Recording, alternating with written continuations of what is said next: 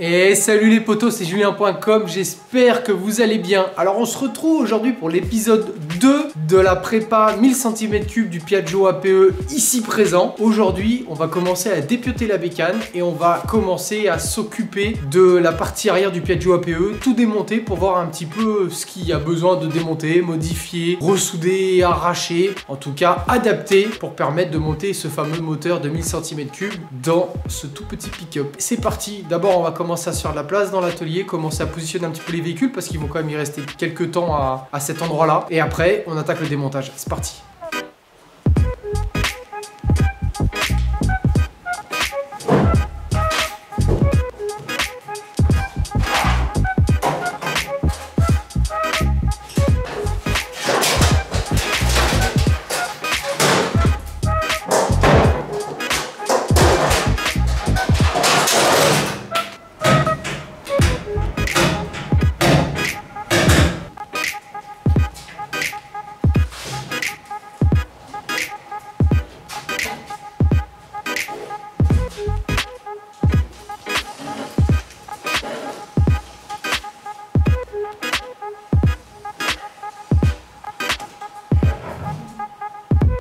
Alors, on va commencer par s'occuper de cette belle bécane. On va commencer par enlever tous les plastiques, en fait tout ce qui nous sert pas. On va les mettre de côté, on va essayer de les revendre pour essayer de financer un peu le programme. On va démonter la bulle, on va démonter le réservoir, on va essayer de démonter la fourche, voir si on arrive à caler la moto sans la fourche. Et on va commencer à identifier un petit peu tout ce qu'on a besoin de garder sur cette moto et qu'on va mettre sur le tuk-tuk. Allez, c'est parti pour le démontage. Ça, c'est le bon côté des choses. En plus, je crois que le carénage de moto, c'est relativement facile à démonter. Ouais, bon, ça a été un peu bricolé, mais c'est pas grave. De toute façon, on s'en sert pas. Go!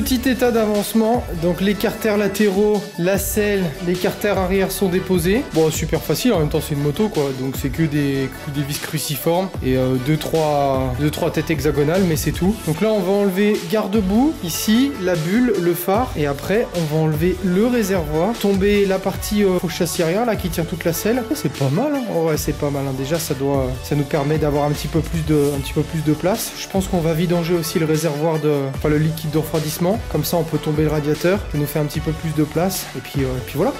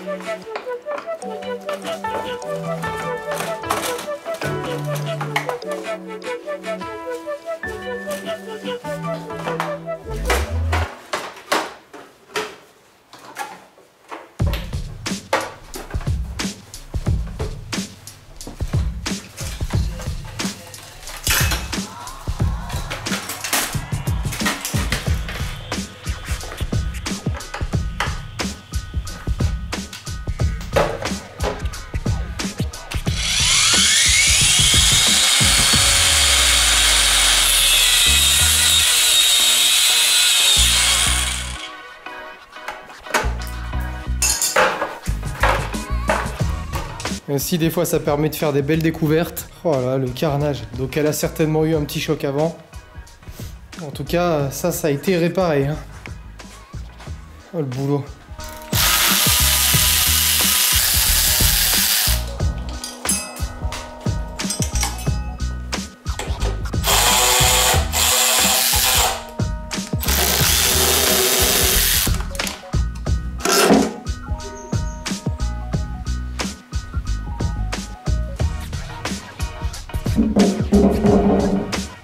Ça en fait du carénage, hein, mine de rien. Bon, tout est pété. Hein.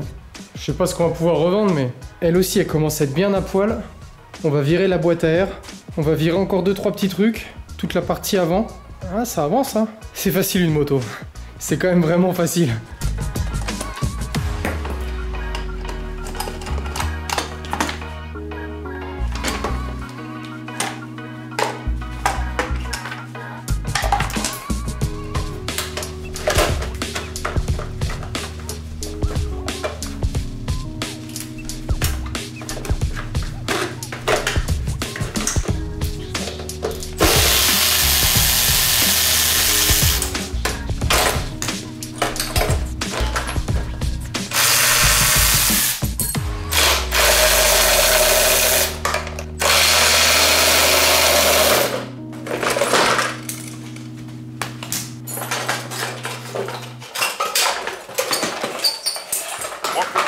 Let's go back.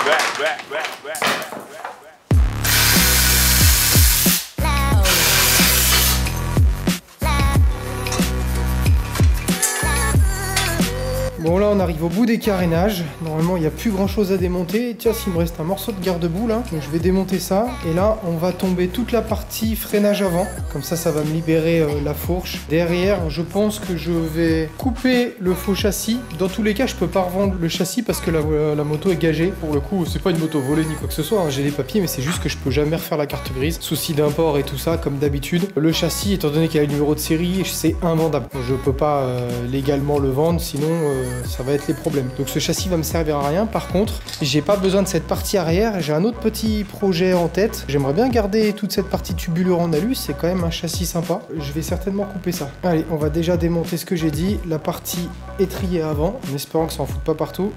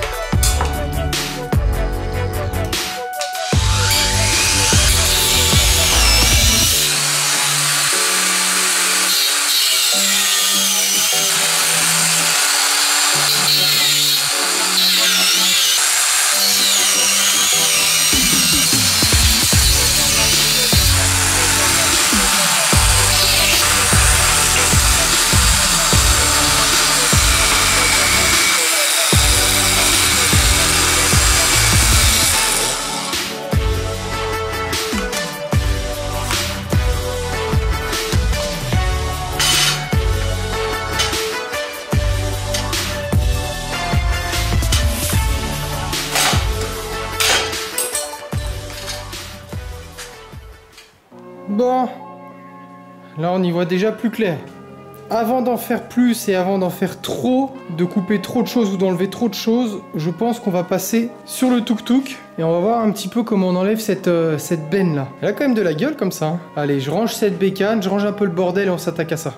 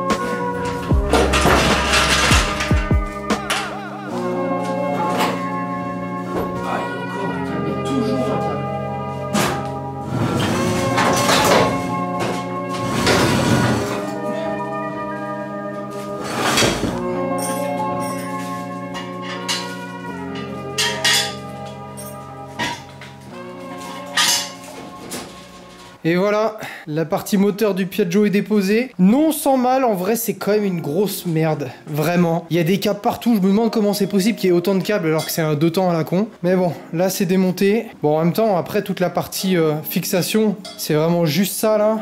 Les deux bras là, et puis après les suspensions. Mais c'est tout ce qu'il y a autour. Par contre là déjà qu'il était léger, bon bah là, il doit peser 60 kg le machin. Aïe. Donc là ce qu'on va faire, c'est qu'on va essayer juste de voir un petit peu présenter le bras oscillant, voir s'il y aurait une éventuelle possibilité qui se connecte rapidement. Et puis après, l'idéal, ça serait d'arriver à enlever la caisse, quoi. Parce que la caisse, elle va nous emmerder pour rentrer le moteur. Oh, mais ferme ta... Et voilà, toute la partie démontée. C'est vraiment aussi petit que prévu, hein, pour le coup. Et c'est vraiment propre, donc je suis content. Donc on va mettre cette pièce en vente sur le bon coin, histoire de m'en sortir un peu financièrement. Et voilà, là, si ce qu'on voulait faire, c'est essayer de passer le bras oscillant là-dessous, de voir ce que ça dit, présenter les pièces. Putain, mais je suis en train de réfléchir que... En fait, j'ai pas de jante à mettre au bout de mon axe de quad. J'ai pas pensé à ça, il faut que j'en achète. Donc le bras, il va dans ce sens-là. Ah, tu vois, au niveau largeur, on est pas mal, hein. Avec quelques petites cales. En vrai, c'est vraiment pas si mal. Là, on a le bras oscillant. On a l'axe, l'arbre du Raptor. Et donc dans le coup là-haut on a des fixations, donc ces deux points là, je m'en servirai bien pour la partie supérieure de la suspension qui est raccordée à ici. Et cette partie axe là qui tient le bras oscillant, et ben dans le coup la mettre là, comme ça, avec un système de fixation. Ça sera franchement pas mal, on va essayer de récupérer ces points là. Donc faire deux petites pattes avec peut-être un renfort par ici, peut-être recroiser ici, ou peut-être ressouder tout simplement un truc. À voir, faut que je fasse le design, mais ça me semble pas si fou. Et comment on démonte la benne? J'ai l'impression qu'on démonte pas la benne. Et si on démonte pas la benne, c'est quand même globalement la merde. Parce que j'ai besoin de démonter la benne. Mais ça a l'air d'être le châssis en fait. parce que là c'est tout pointé. Donc à minima, cette structure là qui rigidifie, je pense qu'il faut que je la garde. Mais bon, c'est là qu'aurait besoin d'aller le moteur. J'ai pas non plus envie de rentrer dans une mécanique de malade. On va pas se mentir. Peine de 3 mesures. Je vais déjà enlever le réservoir d'essence. J'aurai un peu plus de place. Et à mon avis, il va aller au-dessus. Tant pis, il ira dans la benne. De toute façon, il est pas très haut. On fera en sorte que on fasse une petite déco autour. Mais ouais, j'ai pas le choix. Il va être là, à mon avis. Donc voilà. Allez, je démonte cette partie réservoir pour avoir un petit peu plus de place. Il faut pas que je tombe dans le jeu de trop en démonter.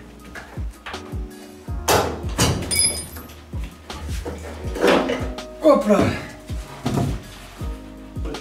Hop là, plein d'essence. Dans le coup, j'ai positionné avec des petits fils là où faudrait que soit l'arbre. En vrai, c'est plus comme ça. Mais il faudrait qu'il aille dessous là. D'ici à ici, 20 cm, ça me permet de mettre une petite biellette. Premier support. Ah mais il faut une biellette avec un renvoi. En gros, il faut vraiment le même système que sur la moto. Et après, là, il faut que je trouve une solution pour mettre la suspension. Parce que là, la suspension, elle fait quasiment 40 cm de haut. Ou après, si je décale et que je vais choper un support, que je fabrique un support renforcé en haut, ça peut peut-être le faire. En tout cas, voilà, c'est la position. Et puis là, je tombe quasiment dans l'axe des garde-boue d'origine, un peu plus large à l'arrière. Mais franchement, c'est pas mal. Et le moteur, pour le coup, bah, le cul de la boîte, faut qu'il aille là, dans ce bordel-là. Donc à l'endroit le plus compliqué quand même. Et après, il remonte de quasiment 40 cm. Donc ça veut dire qu'il va se retrouver, quasiment là, quoi. Donc c'est quand même haut. Mais j'ai pas trop le choix sans vraiment absolument tout refaire, quoi. Et je peux pas enlever cette caisse parce que tout est pointé, donc c'est la merde. Encore un peu de boulot. Bon, on va faire un petit peu de propre pour préparer la suite. Démonter le moteur, tronçonner là cette partie là, la tôle, sachant que j'aimerais bien la récupérer, donc il va falloir que je tronçonne sur cette partie là, bien propre, où on arrive à faire une belle petite trappe parce qu'on aura quand même besoin de l'accès dans le futur. Puis voilà quoi.